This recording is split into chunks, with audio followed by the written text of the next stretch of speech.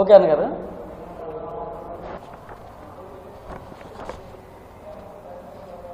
Electronic media మిత్రులందరికీ కూడా పేరు పేరున హృదయపూర్వకమైనటువంటి ధన్యవాదాలు, నమస్కారాలు తెలియజేసుకుంటూ, ఏదైతే ఆంధ్రప్రదేశ్లో కూటమి ప్రభుత్వం దేదీప్యమానంగా అభివృద్ధి పదంలో ముందుకు పోతా ఉన్నటువంటి తరుణంలో అందులో భాగంగానే ఏదైతే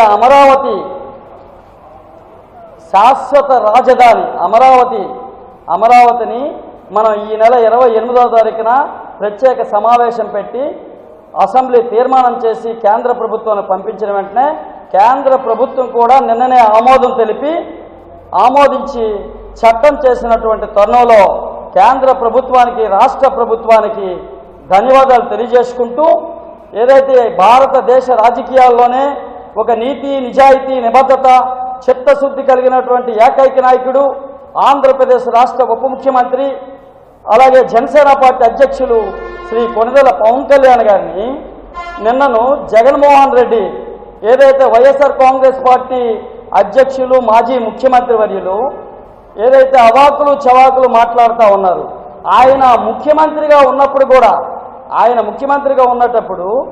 ఏదైతే అమరావతికి ఈ ల్యాండ్ సాగుతూ ఇంకా పూలింగ్ చేయండి అని చెప్పేసి అన్నాడు. ఆ రోజు 19 నుంచి 24 వరకు ఉన్నటువంటి టైంలో మళ్ళీ అదే 3 రాజధానులు అన్నారు. అదే ఏ టైంలో ఏం మాట్లాడుతున్నారో తెలియనటువంటి పరిస్థితుల్లో, గందరగోళమైనటువంటి పరిస్థితుల్లో ప్రజలు నెట్టేస్తున్నారు. ఈ పరిస్థితులు చూసి ప్రజలు నవ్వుకుంటూ ఉన్నారు, అసహించుకుంటూ ఉన్నారు.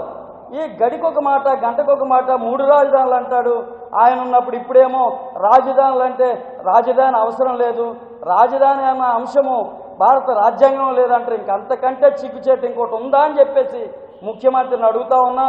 ఏదైతే ముఖ్యమంత్రి గారు తీసుకున్నటువంటి నిర్ణయం, ఉప ముఖ్యమంత్రి గారు తీసుకున్నటువంటి నిర్ణయం, ఈ ఆంధ్రప్రదేశ్లో ఆ ముఖ్యమంత్రిని, ఉప ముఖ్యమంత్రిని, రాష్ట్ర ప్రభుత్వాన్ని అవాకులు చవాకులు మాట్లాడినటువంటి మాటలు ఏవైతే ఉన్నాయో బేషరతుగా వెనక్కి తీసుకొని ప్రజలకు క్షమాపణ చెప్పాలా వైఎస్ఆర్ కాంగ్రెస్ పార్టీ అధ్యక్షుడు జగన్ రెడ్డి గారు.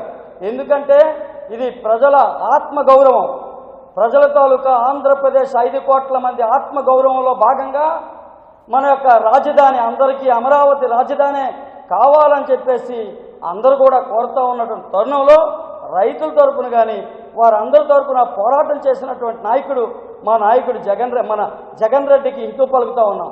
మా నాయకుడిని నువ్వు అనే స్థితిలో లేవని చెప్పేసి నేను తెలియజేస్తా ఉన్నాను. ఎందుకంటే ఒక నీతి, నిజాయితీ, నిబద్ధత కలిగినటువంటి, చిత్తశుద్ధి కలిగినటువంటి అటువంటి నాయకుడిని అంటే ప్రజలు క్షమించాలని చెప్పేసి హెచ్చరిస్తూ ఉన్నాను.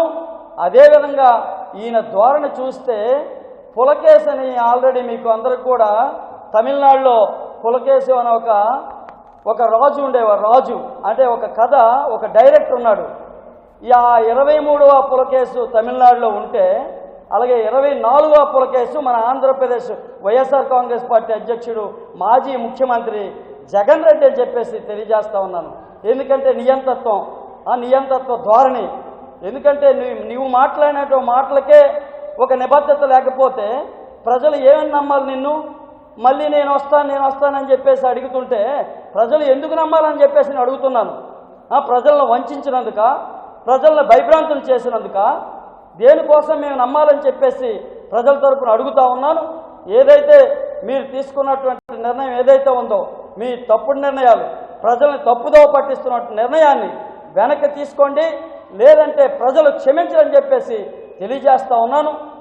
రానున్న రోజుల్లో మీరు ఏదైనా ఒక మంచి ప్రతిపక్ష నాయకుడిగా, ఒక పార్టీ అధ్యక్షుడిగా ప్రజల తరపున ఉండాలి అనే ఒక భావన మీకు కలిగితే ప్రజలకేం కావాలి, ప్రజలకు ఏం చేద్దాం, అసెంబ్లీకి వచ్చి మాట్లాడు.